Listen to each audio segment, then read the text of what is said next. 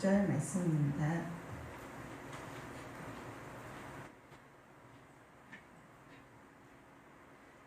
마태복음 14장 22절에서 36절 말씀입니다.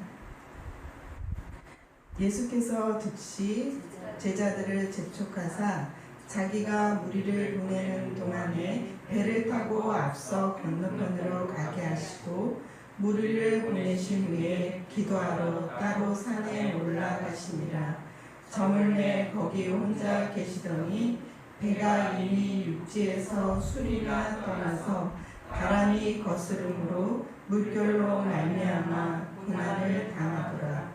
밤 사경에 예수께서 바다 위로 걸어서 제자들에게 오시니 제자들이 그가 바다 위로 걸어오심을 보고 놀라 유령이라 하며 무서워하여 소리 지르거늘 예수께서 즉시 이르시되 안심하라 나니 두려워하지 말라.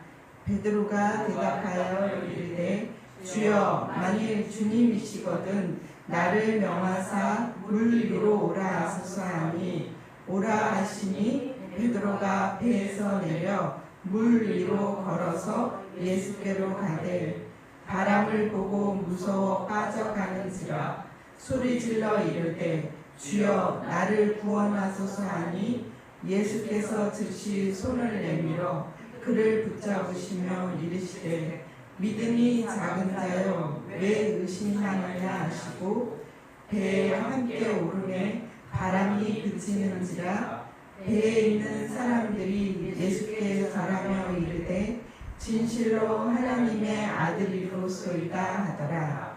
그들이 건너가 게네사렛 땅에 이르니 그곳 사람들이 예수인 줄을 알고 그 근방에 두루 통치하여 모든 병든 자를 예수께 데리고 와서 다만 예수의 옷자락에라도 손을 대게 하시기를 간구하니 손을 대는 자는 다 나음을 얻으리라. 아멘.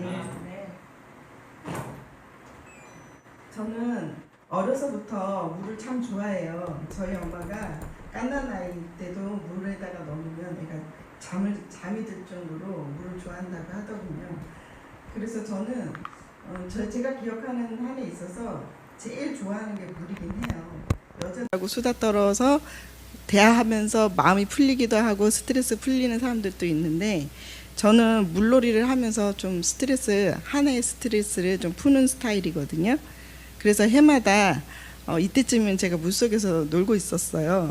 근데 요즘 안 놀아요. 이유는 제가 목욕탕에서 냉탕에서 놀기 때문입니다. 어쨌든 이렇게 제가 물을 좋아하는 계기가 있었는데 제가 7살 때쯤 묵고항이라는 곳에 가족들과 여행을 간 적이 있었어요. 처음으로 바다에 간 것 같아요. 제 기억으로는. 근데 그때 엄마 친구분이 튜브를 타고 저를 깊은 바닷속에서 그 파도를 타면서 저를 안고 파도 타기를 해주신 거예요. 그때 그 기분이 얼마나 정말 날아갈 것 같고 정말 이런 기분 처음이야 이런 거 있죠. 살면서 이런 기분 처음이야 하고 느꼈을 때가 그때였어요. 그래서 제가 해마다 그렇게 물에서 그때를 기억하며 파도 타기 하는 걸 굉장히 좋아해요. 그래서 제가 많이 마음이 좀 지치고 힘들고 이런 마음이 생길 때면 또 이렇게 파도 타기를 한 번씩 주님이 하게 해주시기도 하시더라고요. 저도 찾고. 그래서 그때 파도 타기를 하면서 또 제가 한 해에 묵었던 그 스트레스를 이렇게 날리더라고요. 그런데 그렇게 제가 물을 좋아하는 저에게 저답게 주님이 이끌어 주시는 것이 있었는데 제가 저희 최 목사님을 처음 쫓아오게 된 계기가 아마 이거였었던 것 같아요. 뭐냐면 목사님은 모르세요. 제가 목사님이 하나님이 부르신 종이라고 생각하고 제가 따라왔다고 사람들한테 얘기하는데 그 결정적 계기가 있었는데 그 결정적 계기를 제가 한 번도 목사님께 말씀드린 적이 없었어요. 그건 뭐냐면 제가 다니던 교회에 같이 수련회를 갔어요. 그때 여름에 수련회를 갔는데 그 바닷가에 이렇게 물 놀고 있었을 때였어요. 근데 그때 마침 뉴스에서 엄청 태풍이 분다는 거예요. 근데 우리는 물에서 지금 너무 즐겁게 놀고 있는 거예요. 그리고 하늘도 태풍이 올 것 같지 않은 맑은 하늘에 구름이 이렇게 둥실둥실 떠 있는 그런 구름이었거든요. 근데 제가 이제 목사님이 옆에서 이렇게 계시길래 그때 제가 이렇게 말했어요. 태풍이 온다는데 하늘이 저렇게 맑네요. 너무 하늘이 맑고 태풍이 올 것 같지 않아요? 이랬어요. 그랬더니 근데 뉴스에서는 온다 그러고, 그랬더니 목사님이 그때 이렇게 얘기하는 거예요. 에이, 태풍 안 온대요. 주님이 괜찮을 거라고 했어요. 이렇게 얘기를 하신 거예요. 목사님 그때 기억 안 나실 거예요, 분명히. 근데 저는 이분 뭐야 이런 속으로 저 혼자 어머 웃겨 막 이런 속으로 정말 이렇게 생각했어요. 이분 뭐지 이랬어요. 근데 제 마음에 그렇게 말씀하시는데 그때 우리 수련회 너무 재밌게 3박 4일 동안 비가 안 오고 태풍도 안 온 거예요. 그래서 좀 다른 분위기긴 하다 이렇게 생각을 하게 됐어요. 저에게 맞게. 여러분, 제가 오늘 처음으로 공개하는 겁니다. 목사님 이거 다 모르실 거예요. 제가 그때 그런 생각했는지. 어쨌든 제가 물을 워낙 좋아하고 파도 타기 좋아하는 사람이 그때 파도 타면서 신기했어요. 왜냐하면 뉴스에서는 분명히 태풍 친다고 했으니까. 근데 우리는 지금 태풍과 상관없이 잘 놀고 왔거든요. 근데 그 일이요, 저희가 개척교회를 하고 수련회를 다 여러 번 갔어요. 10여 년 동안 가는 동안에 항상 비가 안 왔어요. 그리고 비가 언제 오냐면 수련회를 다 끝내고 짐을 다 싸요. 그래서 차를 타고 가는데 5분도 안 돼서 비가 와요. 그게 매번 있었던 거예요. 딱 한 번 수련회 기간 속에서 비가 온 날이 있었어요. 우리도 그때 너무 신기하게 여기서 수련회 때마다 비가 다 피해가더니 이번에는 웬 비가 이렇게까지 많이 오지 했었어요. 근데 그때 우리가 비 오는 그 강가에서 라면을 끓여 먹었어요. 다 우비를 맞으면서. 그때 기억을 하실지 모르겠는데 저는 기억을 하는 거예요. 왜냐하면 한 번도 우리가 뭘 할 때, 수련회 할 때 그런 일이 없었는데 이것도 추억이 되겠다 생각하고 제가 그날을 기억하고 있었거든요. 아무튼 그렇게 제가 그때만 해도 이거 참 제가 좀 저답게 하나님이 저를 끌고 가시는 거예요. 남들은 이런 생각 안 할 거예요. 근데 저는요 좀 이런 생각 좀 하는 편이에요. 그래서 제가 저답게 하나님이 제 마음에 이렇게 목사님을 좀 특별한 분이시구나, 부르신 종인 역시 다르구나 하게 하시는 그런 때가 그런 때였어요. 저에게는. 그랬는데 또 여러 번 이제 그런 일들이 많았죠. 사실 목사님 따라오면서 하나님이 해주시는 것들을 얼마나 많이 경험했는지 몰라요. 수련회를 갈 때마다 우리는 돈도 없고 뭣도 아무것도 없었는데 그때마다 정말 신기하게 재정 맡은 분이 집사가 이런 말을 해요. 야, 진짜 돈 한 푼 없는데 정말 잘 갔다 온다고. 그리고 잘 먹고 오고. 근데 마지막에 딱 수련회 끝나면 그 재정이요 정말 플러스 마이너스 할 거 없이 그냥 딱 맞아 떨어진다는 거예요. 누가 재정을 지원을 해주던지 우리가 회비가 돼서 회비를 걷던지 그 수가 우리가 그 수련회를 갔다 올 때 그 필요한 재정을 항상 해줬던 그 기억 때문에 우리는 이 수련회 때만 되면 은근히 너무 그걸 보는 즐거움도 되게 좋았습니다. 그렇듯이 이렇게 우리 인생에 또 우리 믿음의 시간 속에서 이렇게 물을 제가 좋아하는 것처럼 제가 왜 오늘 이 말씀을 하냐면 베드로에게도 주님께서 이렇게 물 위를 걷게 하셨잖아요. 근데 베드로가 이제 예수님이 믿어지는 거야. 예수님이 너무 믿어지니까 예수님이 그 밤사경에 귀신이다 할 때, 주님이 나다 할 때 이 베드로가 나로 지금 막 배가 막 물결로 고난을 당하고 있었다고 표현하거든요. 그럼 파도가 엄청 치고 있는데도 이 베드로 안에 예수님에 대한 믿음이 있으니 어떻게 돼요? 나로 물을 걷게 해주세요라고 하잖아요. 그런 고백이 그냥 나오겠냐고요. 그런 고백은 그분에 대한 신뢰와 믿음이 생겼을 때 그 믿음으로 인해서 그 말을 할 수 있는 거거든요. 물론 그가 또 금방 빠져요. 그렇지만 또 예수님이 안심하라 하시면서 난이 두려워하지 말라 하시면서 또 건져주시잖아요. 그렇듯이 이렇게 베드로가 물에 빠지기도 하지만 예수님이 어떤 분이라는 것을 베드로가 너무 잘 알게 되는 거죠. 그리고 예수님은 또 그의 믿음에 이렇게 믿음이 작은 자여 왜 의심하느냐 하며 너의 의심으로 인해서 이 일이 있었다라고 또 이렇게 알려주시잖아요. 그래서 베드로가 그런 예수님을 따라갈 때 얼마나 신이 나고 얼마나 즐거웠을까 이런 생각을 해보게 됩니다. 저도 저의 삶에서 일어나는 여러 가지 일들이 있어요. 인생에 문제가 와요. 그리고 또 이게 교회와 함께 있다 보면 또 교회에서 일어나는 여러 가지 어려운 일도 있고 여러 가지 문제들이 와요.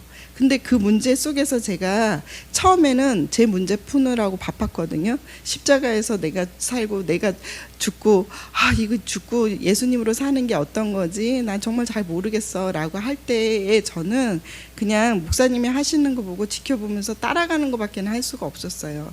그랬던 저에게도 저의 삶에 여러 가지 문제가 생길 때마다 주님이 저에게 또 함께 해주셨어요. 그게 뭐냐면 뭐 여러 가지가 있지만 그 중에 이제 한두 가지 생각나는 거 말씀드리면 제가 삼양동에 이렇게 그 교회에서 저희 집에서 삼양동까지 가는데 좀 복잡해요. 차량이 이렇게 굉장히 불편해요. 차로 가면은 30분이면 갈 곳을 그냥 뭐 지하철 타고 뭐 버스 타고 이렇게 가면은 1시간도 걸리고 정말 피곤하게 가야 하는 그런 곳이었어요. 그럴 때 한 2년 정도를 제가 그리고 이제 아니면 교회차를 빌려서 타고 막 이러면서 굉장히 불편하게 교회 생활을 할 때였어요. 그럴 때 제가 주님께 이런 기도를 했어요. 주님이 보시기에도 제가 차가 좀 필요한 것 같지 않으세요? 주님이 보시기에도 차가 필요하면요, 저 차 좀 주세요 하고 기도를 했어요. 근데 마음에 왠지 주실 것 같은 마음이 딱 드는 거예요. 그래서 제가 이거를 증거를 삼아야지 주님이 꼭 해주실 것 같더라고요. 왠지 그럴 것 같지 않았어요? 그래서 제가 사람들한테 막 알렸어요. 나 주님한테, 예수님한테 처음으로 차 달라고 기도했어요. 근데 보세요. 주님이 언제 주시나 한번 보세요. 그러면서 제가 기도도 이렇게 했어요. 길게 말고요. 3월 31일까지 주세요. 이랬어요. 그때가 3월 한 10일 정도 됐을 때였거든요. 그러면서 주변에 있는 사람들한테 저 하나님한테요. 3월 31일까지 저 주님 보시기에도 차가 필요한 것 같으면 차 좀 달라고 기도했어요. 라고 그렇게 얘기를 했어요. 그리고 이제 저희 남편한테 차 좀 사달라고 얘기했어요. 근데 우리 남편이 차 사주는 남편이 아니고 차를 이렇게 해주는 넉넉한 그런 남편이 아니에요. 그런데 말을 안 하더라고요. 그래서 저도 그냥 주님께 그냥 기도했으니까 기다렸어요. 그냥 그 한마디 하고 나 정말 차가 필요하다는 한마디, 차 좀 해주면 좋겠다 한마디 했어요.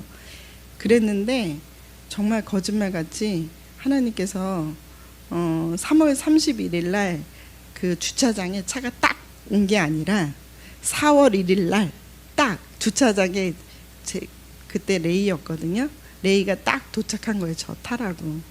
그러면서 네 생각과 다르다 이러시면서 너의 계획과 나의 계획이 다르다 하는 느낌으로 4월 1일 날 만우절 거짓말 같은 그날에 차가 딱 온 거예요. 주차장에.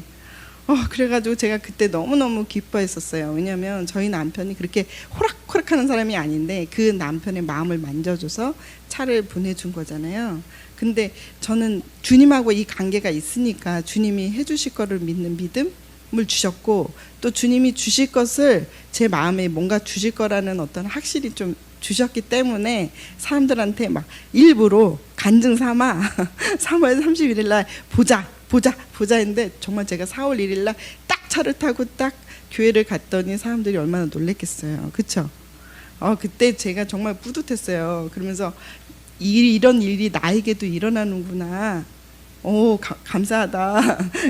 그런 적이 있었습니다. 그렇듯이 또 생각나는 게 하나가 있는데요.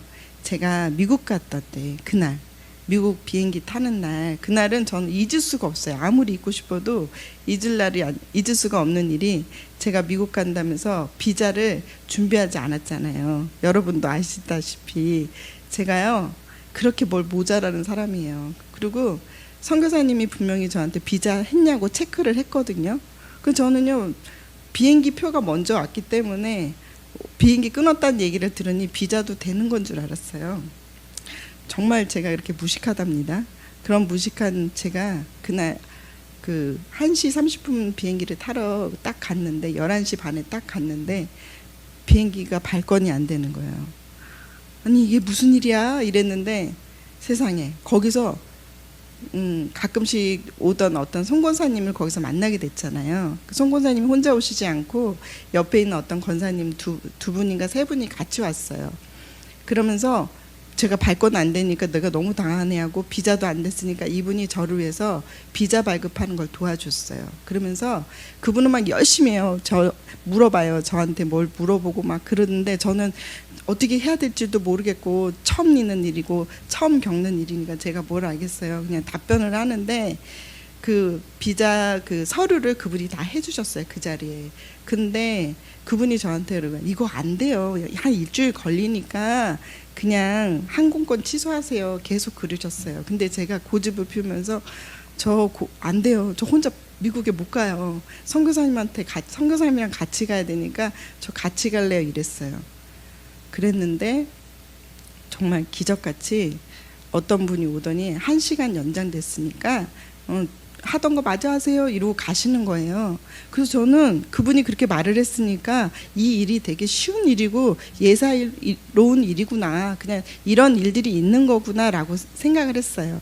그랬는데 알고 봤더니 그분이 그러고 퇴근하고 없는 거예요. 나중에 보니까 우리 보고 하라 그러더니 그러니까 그랬는데 1시간이 연장되면서 그 사이에 비자가 발권이 돼가지고 어쨌든 제가 출국하게 되었잖아요. 그때도 정말 거짓말 같은 일이었는데 그때 제 마음에 그 사람들은 옆에서 항공권을 바꾸라고 그러고 직원도 저한테 바꾸라고 얘기를 하는데 제 마음에 주님 저를 그 상황을 제가 다스리게 된 거예요. 어떻게 다스렸냐면 이분들은 내가 원래 알던 분도 아닌데 나를 지금 내 눈앞에 있게 하고 이분들이 지금 나를 도와주고 있고 그 다음에 생각지도 않는 비행기가 연착되고 이 모든 과정은 나를 하나님이 이번 비행기 편으로 보내시겠다라는 약속으로 제가 받은 거예요. 상황에서 그 상황을 다스리라고 항상 목사님이 얘기하시거든요. 그래서 제가 그 상황에서 제가 그런 생각을 하기로 했어요. 주님이 나를 보내시려고 이 모든 일을 하셨으니 저는 기다릴래요. 근데 처음에 2시 20분까지는 정말 룰루랄라 하고 좀 기다렸는데 마지막 언제까지 제가 이걸 항공권을 바꿔야 돼요 하니까 2시 40분이라는 거예요. 근데 2시 40분까지도 20분이 기다려지는 그 시간이 너무 길게 느껴지는 거예요. 왜냐하면 저를 기다리고 있는 그냥 맥없이 기다리고 있는 그분들도 있었고 저도 그냥 기다리고 있는 그 시간이 좀 지루하고 힘든 시간이었는데 35분까지는 잘 기다렸어요. 이거는 주님이 해주시려고 나한테 이런 일을 허락한 거야. 딱 이렇게 기다리고 있으니 아무렇지도 않았거든요. 근데 38분 되니까 이 속에서 사르륵 하면서 의심이 들기 시작하는 거예요. 그러면서 안 될 수도 있는 거 아닌가? 제가 생각했던 게 아닌 건가요? 주님, 아닐 수도 있는 거예요. 저 집에 갈 수도 있는 거예요. 집에 갈 수 없는데 어쩌나? 주님 어떡해요? 이제 38분부터는 믿음이 없어졌어요. 솔직히 말하는 건데 38분부터는 믿음이 없이 그냥 멘붕 상태였어요. 39분이 됐으니 진짜 이거는 가라는 게 아니었나 보다 하고 내려놨어요. 그랬더니 39분 28초 때 제 이름이 장수진 이렇게 뜨는 거예요. 비자가 그쪽에 딱 통과가 된 거예요. 그래서 제가 비행기를 타게 됐거든요. 그 일은 저에게 정말 일생을 통해서 잊지 못하는 날이에요. 왜냐하면 그렇게 긴박하게 돌아가는 시간도 사실 별로 없잖아요. 그런데 또 하나님께서 제 마음에 이렇게 살짝 제가 의심하는 나를 보게도 하셨고 믿지도 못하고 있는 나를 또 보게도 하시면서 그럼에도 불구하고 주님은 주님의 시간에 딱 맞게 더도 덜도 아니게 딱 저에게 그 시간에 딱 하게 해주셨어요. 그래서 선교지를 가게 되었고 또 선교지를 갔는데 그때서 다른 거 다 기억이 많이 나지만 그 중에 가장 저에게 기억이 남는 한 가지를 꽂으라 그러면은 제가 거기서 길을 잃어버려서 깜깜한 밤에 정말 갈 곳 없고 모르는, 언어도 안 되지 핸드폰도 안 되지 이런 상황 속에서 정말 막막했어요. 미국의 한복판에서 캄캄한 밤에 사방은 빌딩이 있는 게 아니라 사람이 보이는 게 아니라 숲이 보였고 짐승이 와서 나를 물 것 같은 그런 곳에 밤에 여기를 내가 어떻게 보내지 하는 그런 곳이었어요. 그런 곳에서 주님께 기도를 했어요. 주님, 저 좀 도와주는 어떤 한 사람을 보내주셔요. 기인을 보내주세요. 제발 저를 도와주세요. 이렇게 기도하고 있는데 정말 거짓말같이 미국인이 저를 도와줬잖아요. 그분이 저를 도와주려고 차를 몰고 집에 가서 제가 가야 할 목적지를 알아보시고 저를 찾아오신 거예요. 그래서 그분한테 너무 감사하다고 밖에 표현할 수가 없었어요. 뭐 핸드폰 아무것도 없는 상황이었기 때문에 뭐가 있어야죠. 그리고 또 집에 간다고 그 선교사님 집에 간다 해도 내가 갖고 있는 돈이 진짜 하나도 없었거든요. 그러니까 뭐 고맙다 표현도 못할 거고 또 내 집도 아니고 어떡하겠어요. 남의 집인데 God bless you 딱 생각난 거 그것만 하고 감사하다고 막 이렇게 막 얼굴로 막 감사함을 표현하면서 헤어졌거든요. 이렇게 감사하다고. 그 대신 주님, 저분이 저를 도와줬으니 이 도와준 기쁨을 더하게 해달라고. 그거밖에 제가 할 수 있는 게 없었어요. 뭘 드릴 수도 없고 아무튼 그런 상황이었어요. 근데 그때도 주님이 저에게 그 일 가운데서 나를 홀로 내버려 두지 않고 어둡고 캄캄한 그 밤에 이렇게 정말 생판 모르는 사람을 통해서 저를 이렇게 또 집으로 이렇게 잘 인도되게 했잖아요. 잠시의 그런 어떤 한 3, 40분 정도는 제가 정말 칠흑같이 어두운 밤에서 여기서 나를 이렇게 보내시진 않으실 거죠? 나를 이렇게 할지는 않을 거죠? 막 어떻게 해야 될지 진짜 깜깜했었거든요. 그런데 아무 차나 또 탈 수도 없는 상황인 그런 곳임에도 불구하고 또 그분이 또 저를 이렇게 안전하게 집까지 데려다 주게 하신 것도 주님께서 그에게 마음을 주신 거잖아요. 그러니까 그런 일을 이렇게 겪으면서 그리고 또 그때 또 제가 그 일을 또 겪으면서 그 하나님이 저의 기도의 소원까지 또 이뤄주신 게 뭐냐면 그때 원선교사님이 선교지에 가서 그 미국에서 밤마다 우리가 그 본인이 이제 그 선교지에 있었던 좋았던 그런 일들을 저한테 밤마다 이야기를 해주셨거든요. 그럼 전 그 얘기를 듣는데 너무 재밌었어요, 정말. 그래서 밤새 얘기하고 막 그랬었거든요. 근데 그 중에 가장 부러웠던 게 이런 말씀을 하셨어요. 멕시코에서 자기는 언어도 모르는데 가면은 멕시코 말을 하고 멕시코 말이 들린다고. 그래서 예수를 전할 수 있다고. 그 얘기를 했는데 제가 저는요 언어가 안 되는 사람이에요.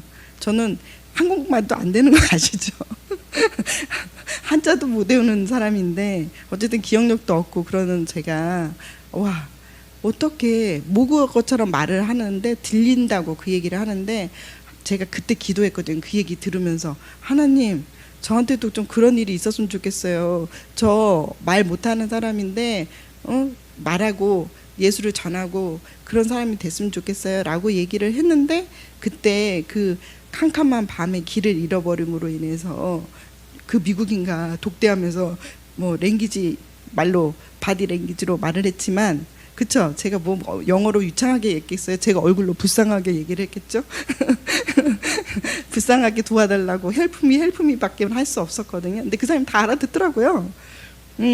그러시면서 그분이 저한테 당신이 찾는 그곳이 새로 생긴 그 이정표라서 내가 몰라서 그랬다 이러면서 이제 그걸 얘기를 해줬는데 저는 그 당시에는 그게 그냥 들렸거든요.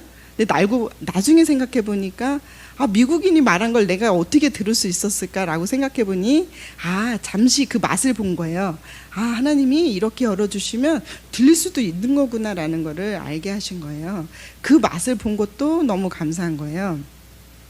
그러면서 저의 삶에 이렇게 문제가 생길 때마다 이게 문제에서 제가 빠져 있는 게 아니라 그 문제 속에서 하나님이 이거 원하시면 하나님께서 보시기에도 제가 꼭 필요하면 하나님 주실 거죠? 이렇게 얘기하는 거 하고, 또 이 모든 상황은 주님이 저에게 주시려고 하시는 거죠? 라고 제가 기도했고, 또 미국에서 그 캄캄한 밤에, 어두운 밤에, 그때는 정말 갈 곳을 알지 못하는 그런 때였잖아요. 사방팔방 다 막혀있는 그곳에서 주님 한 사람만 보내주세요. 저를 도와줄 한 사람, 그 기인을 주님 보내주세요 했는데, 주님이 정말 기적같이, 차도 좋은 차였어요. 2층 뭐라 그래야, 지프차 있잖아요. 평상시 제가 못 타는 그런 차를 딱, 하얀 지프차가 딱 제 앞에서 도착해가지고 타 이런 얼굴로 그래서 제가 딱 탔어요. 근데 그분이요 정말 잘생겼어요. 영화 배우 같이 생겼어요, 진짜. 어쨌든 그분이 저를 딱 이렇게 안전하게 모셔줬잖아요. 야, 너무너무 정말 그때 제 마음이 너무너무 행복했었거든요.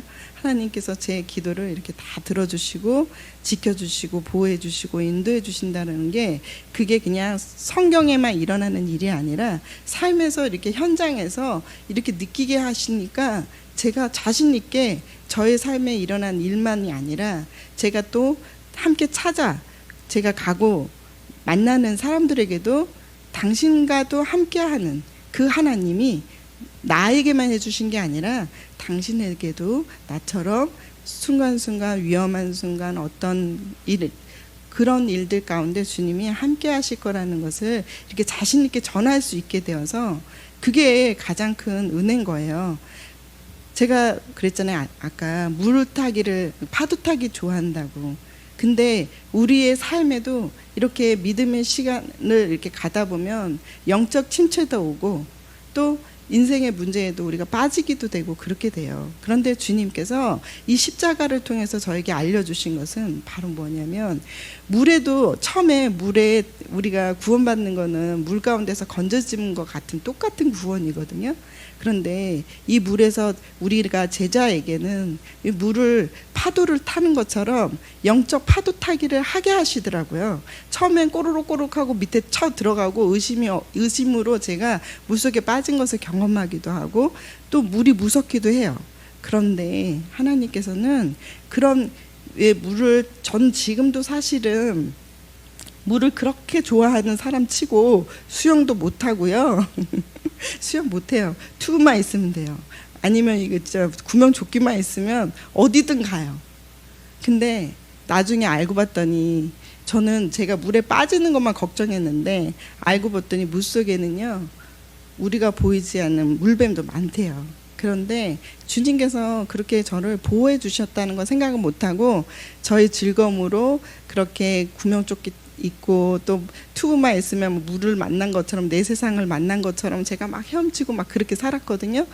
그런데 알고 봤더니 그런 모든 순간순간 주님께서 다 이렇게 지켜주시고 보호해 주셨던 시간들이 더 많았다는 것을 제가 또 알게 되었어요, 시간이 흐르면서.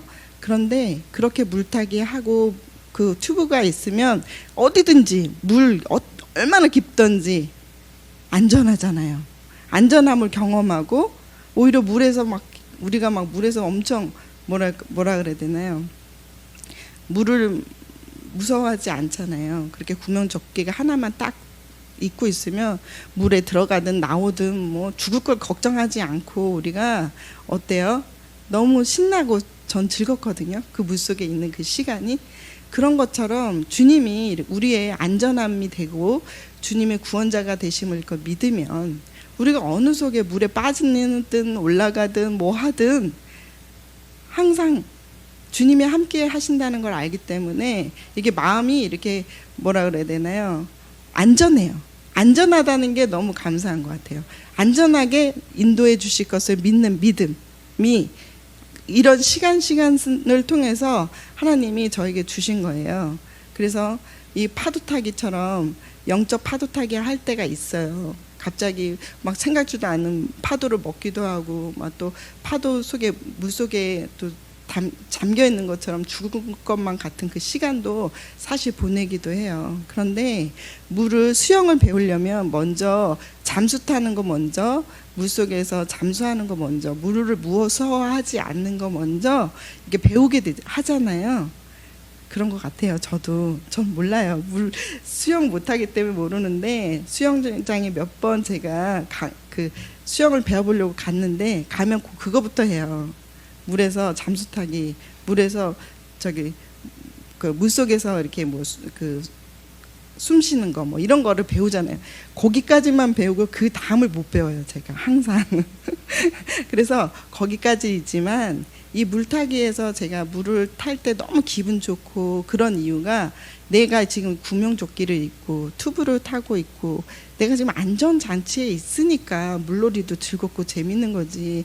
그런 게 없는 상태에서 물에서 빠져봐요. 얼마나 무섭고 두렵겠어요. 그런데 우리 인생이 또 영적 파도타기도 하나님께서 우리를 다 겪게 하시는 것 같아요. 때로는 저쪽에서 알면서도 당하기도 하고요. 또 모르면서 당하기도 해요. 그런데 제가 20살로 다시 돌아가라 그러면 제일 하고 싶은 게 이 파도 타기거든요. 파도를 쫙 멋있게 타는 사람들 보면 너무 멋있거든요. 근데 제가 제가 만약에 20살로 돌아오면 너 뭐 하고 싶니 할 때 딱 첫 번째가 요거예요. 파도 한번 타고 싶어요.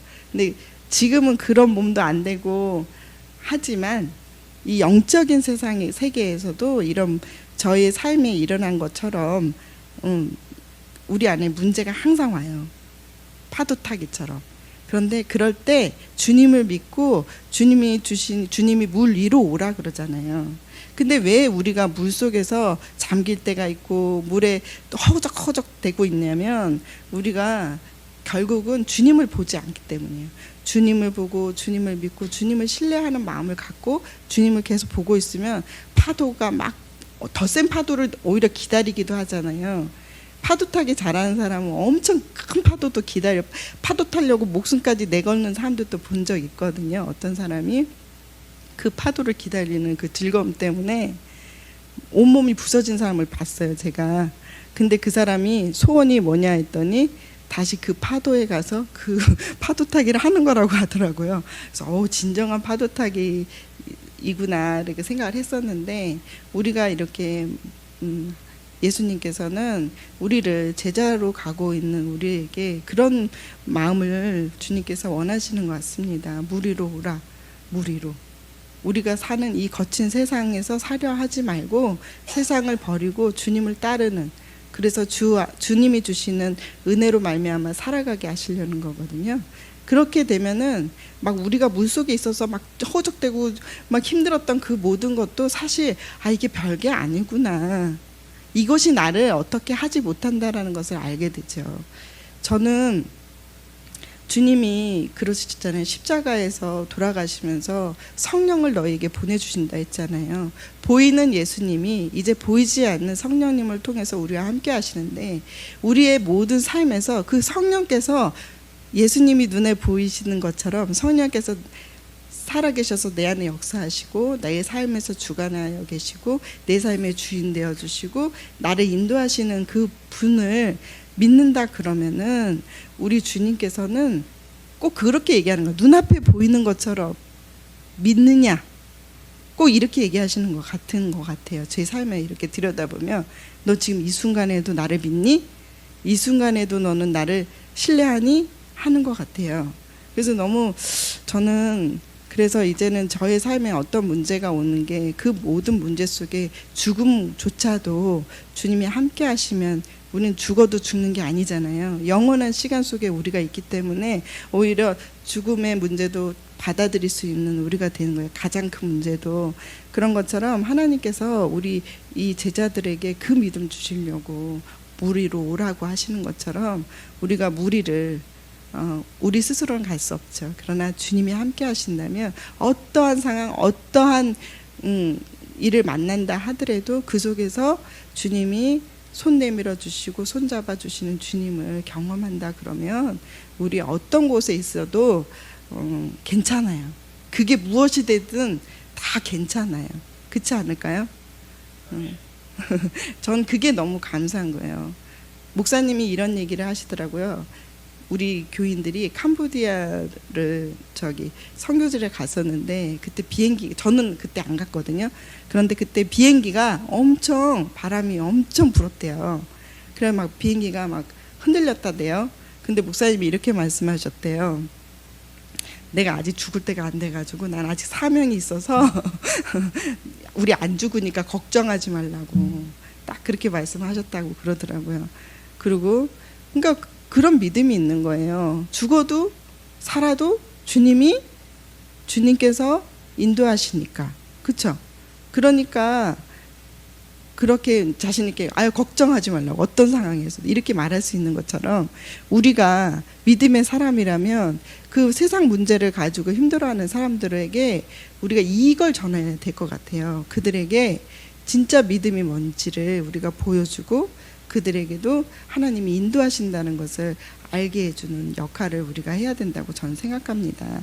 그리고 이제 예수님께서 이제 그 게네사렛 땅에 가시니까 그 사람들이 막 서로 모여가지고 또 병든 사람들이 예수님의 옷자락에라도 손을 대고 만지기를 간구한 것처럼 우리 삶의 문제 중에 또 이 병들고 아픈 문제가 있잖아요.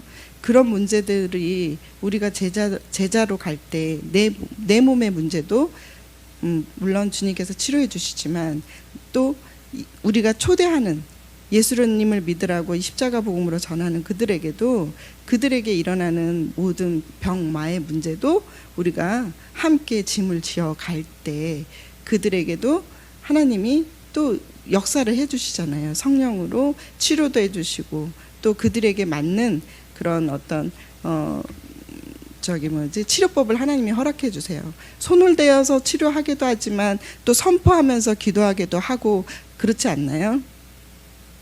치유 중에 이제 생각나는 것 중에 저희 엄마는요, 저희 목사님이요, 이렇게 뭐 옷깃만 만져도 낫는다라는 그런 우리 엄마는 그런 믿음이 있었어요. 우건사님은 그랬는데 제가 이제 항상 목사님이 손을 대고 기도를 해주셨을 때였어요.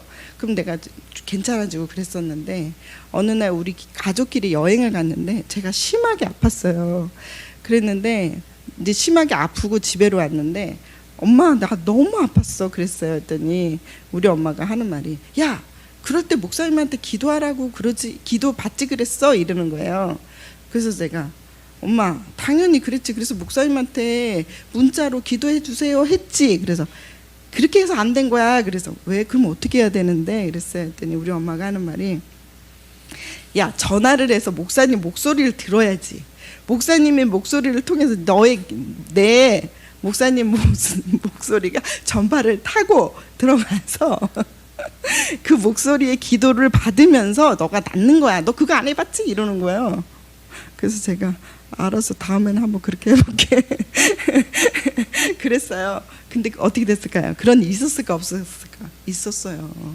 그러니까 다 믿음대로 역사를 하는 거예요. 꼭 손을 대지 않아도 이게 전화 목소리로 들으면 낫겠다 하고 아니면은 목사님 기도해 주세요. 좀 기도 부탁합니다 하고 멀리 있어도 목사님 기도해 주실 걸 믿는 그 믿음에서 또 주님 역사를 해 주시잖아요.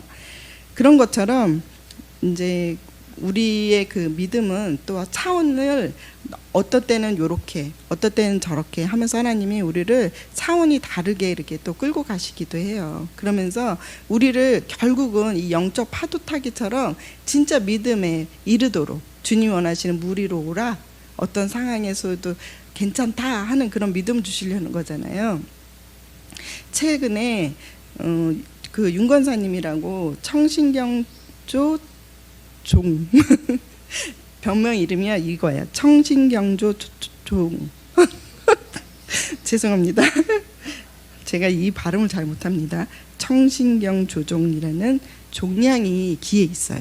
그래서 이 병이 저는 이 희귀암이라 외우지도 못하는 거예요. 이 희귀암이 그 몸을 엄청 지배를 하고 기에서 엄청 소리가 나고 뭐 이런 여러 가지 문제가 있어요. 엄청 힘든 문제고 지금까지 이런 병을 앓고 있는 질환을 겪고 있는 사람들의 고통을 그리고 주고받는 그런 또 메일이 서로 있대요. 그 블로그가 있는데 그 속에 들어가 보면은 사람들이 엄청 괴로움에 속해 있대요. 근데 이분은 어떻게 해주셨죠? 하나님이 그냥 낫게 해주셨잖아요. 병을 낫게 해주셨어요. 그래서 이번에 9월 달에 병원에 간대요. 치료받는데 다 낫는지를, 왜냐하면 자기는 증상이 이제 없으니까 다 나을 걸 믿는다고 그러면서, 그렇지만 이제 어떻게 됐는지 가정은 알아야겠기에 병원에 한번 가서 이거를 검사를 해보겠다고 하셨어요. 그랬는데 이분이 이런 고백을 해요. 근데요, 전 3가지의 결론을 내렸어요. 그러는 거예요. 뭐요? 그랬더니 첫 번째는 병원에 갔는데 깨끗이 나았습니다 라고 들을 수도 있대요. 그러면 하나님께 영광 돌리죠. 두 번째는 아직은 그대로입니다 라고 할 수도 있대요. 그런데 그것과 자기하고 상관이 없대요. 자기 안에. 왜냐하면 자기는 지금 나은 걸 경험했고 하나님이 이걸 통해서 이 병과 나하고 상관없다 이런 마음을 주셨기 때문에 자기는 괜찮다는 거예요. 그대로라도. 근데 최악의 경우는 더 커졌다 할 수도 있을 거예요. 그래서 수술해야 된다 이렇게 얘기할 수도 있는데 그래도 괜찮다. 왜? 나는 이 병과 상관없고 이제 주님이 나를 이 병을 통해서 나를 부르셨기 때문에 주님의 부르심 앞에 죽든지 살든지 상관없다 이렇게 마음을 먹어서 자기는 괜찮다고 그렇게 얘기를 하는 거예요. 그래서 제가 문제를 아주 잘 풀었다고 그렇게 얘기를 했어요. 그러니까 주님이 이렇게 믿음의 사람으로 우리를 불러주시는 게 중요하잖아요. 낫고 안 낫고가 아니라. 그런데 이 낫고자만은 붙은 건 아니고 이 일을 통해서 주님이 나를 부르셨구나라는 것을 깊이 깨닫고 주님을 따르려 하니 이걸 간섭하세요. 사실은 이걸 통해서 저희 동생도 저희 희정이도 그 팔에 그죠 여기 올 때 동산에 올 때 어땠어요? 여기 암이 있었어요. 림프암 같았어요. 림프암 양쪽으로 있었지만 오면서 계속 그걸 갖고 얘를 다루시더라고요. 그러면서 이제는 정말 나는 주님을 따를 거야. 이제 딴 데는 안 갈 거야. 나 이제 말씀을 따를래 라고 하니까 또 괜찮아져요. 그런데 또 히리릭해지면 여기가 또 올라와요. 그런 걸 계속 경험하면서 얘가 이제는 나는 이제 세상 길로는 가지 않을래 그렇게 얘기를 하더라고요. 그런 것처럼 하나님이 어떤 병을 통해서도 우리를 부르시고 또 어떤 일을 통해서도 우리를 부르시는데 그 속에서 주님이 무엇을 원하시고 나에게 어떤 마음을 주시고 나를 어떻게 해주시려고 이 일을 허락하셨을까 하고 이제는 그 멀리 오는 파도를 바라보면서 저 파도를 주님이 넘게 해주실까? 아니면 이번에는 내가 물속에서 잠기게 될까? 그런다 해도 우리는 괜찮아요. 그렇죠? 이제 괜찮은 물 위로 오라 하시는 주님이 계시기에 우리는 괜찮다는 거예요. 하나님이 우리를 이렇게 다뤄주신다는 게 제일 감사한 것 같습니다. 그래서 나만 다뤄주시는 게 아니라 이렇게 주님의 길을 주님을 따르는 사람들에게 이 주님의 은혜를 허락해 주시는 거죠. 믿음을 주시고 또 은혜도 허락해 주시고 그 과정을 통해서 하나님을 알게 하고 알게 하는 게 영생이라고 하셨는데 우리에게 그 일을 통해서 그 일의 문제만 해결하려 하시는 것이 아니라 그 일을 통해서 주님의 나라로 이끄시고 주님의 사람으로 살게 하시고 성령의 사람으로 살게 하시려 하나님이 모든 일을 허락하시며 계획하시며 우리를 끌고 가신다는 것이 가장 감사한 일인 것 같습니다. 하나만 더 말씀드리면 제가 사실 어렸을 때부터 제일 부러워했던 사람이 있었어요. 어떤 사람이냐면 예수님께 예수님 사랑합니다 하고 기도하는 친구가 하나가 있었어요. 근데 저는 이런 고백을 정말 못하는 거예요. 예수님 사랑합니다. 나도 저렇게 고백하고 싶어요. 제가 이렇게 기도했었어요. 정말 나도 저렇게 쟤처럼 예수님 사랑해요. 예수님 사랑해요. 이렇게 기도하면 절절하게 나도 그렇게 고백하는 내가 됐으면 좋겠어요 라고 기도한 적이 있었어요. 왜냐하면 사랑이라는 게 그렇잖아요. 그렇게 쉽게 사랑이 생기지 않잖아요. 생각보다. 안 그렇나요? 저만 그러나요? 어떤 사람은 첫눈에 반해가지고 막 사랑하는 사람도 있지만 저는 예수님을 따르면서도 그 고백을 오랫동안 못했어요. 왜냐하면 내 안에 예수님을 사랑하지 않는 걸 내가 너무 잘 알고 있기 때문에 제가 예수님 사랑합니다라고 그렇게 고백을 잘 못했었던 그런 사람이에요. 그런 저를 이제는 예수님 사랑합니다. 예수님 너무 좋습니다. 예수님 너무 보고 싶습니다. 뭐 이런 사랑의 고백을 하게 됐어요. 그게 너무 감사한 것 같아요. 제가 이런 고백을 할 날이 오게 될 거라고는 저는 생각 못했습니다. 남들 얘기인 줄 알았어요. 아, 저 사람 좋겠다. 저렇게 고백할 수 있어서 했던 제가 이제는 제가 주님 앞에 더 많은 사랑의 고백을 하고 싶습니다라고 제가 그렇게 기도합니다. 그래서 감사합니다. 이상입니다. 기도하겠습니다.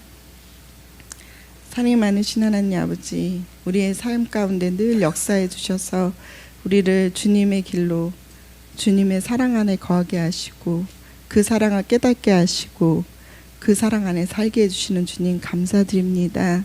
더욱 주님의 귀한 사랑 안에 우리가 더 살아갈 수 있도록 주님 우리의 손 꼭 잡아주시기를 간절히 빌고하며 사랑 많으신 예수님 이름으로 기도합니다. 아멘.